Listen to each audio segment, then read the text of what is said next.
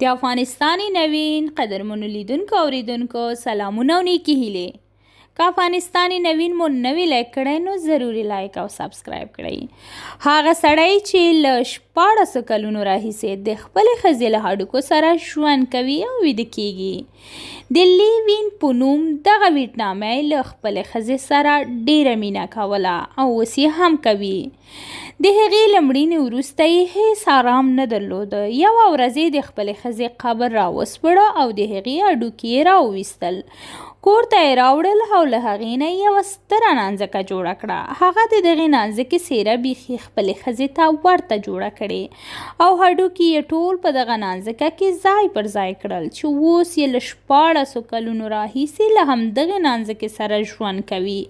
په 2009 کال کې په لومړي ځل د لیوین کیسه پر رسنیو کې خپره شوه، خو چا پې باور نه کوو چې څنګه یو سړی کولی شي له مړې ښځې سره یو ځای ژوند وکړي.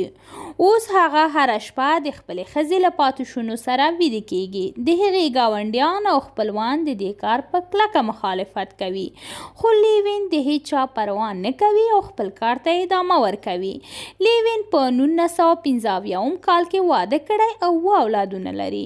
په 2003 کال کې هغه له کوره لرې و چې د خپلې ښځې د مړینې خبر ورته ورسېده. هغه ډیر په چټکۍ سره د کور په لوري روان شو او هغه له مړینې وروسته یې خپله ښځه یوه لحظه ولیدله او نوره یې ونه لیدله.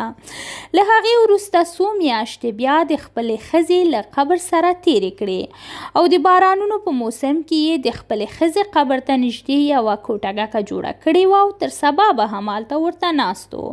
بچي یې ډېر زیات ځورېدل او خپل پلار ته یې منت او زارۍ وکړې. هغه یې له هدیرې نه کور ته راوسته.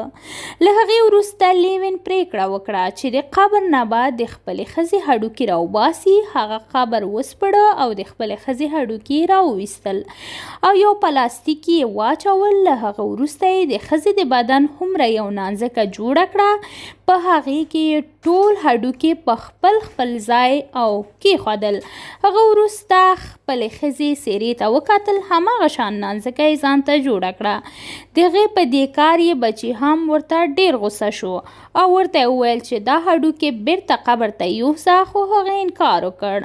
همداراز ډاکټران او پولیس هم هغه ته د منفي اثراتو په اړه خبرداری ورکړی، خو هغه د هیچا خبره وانه اورېدله. اوس هم له همدې هډوکو سره یو ځای ژوند کوي او د شپې ورسره ویده کیږي.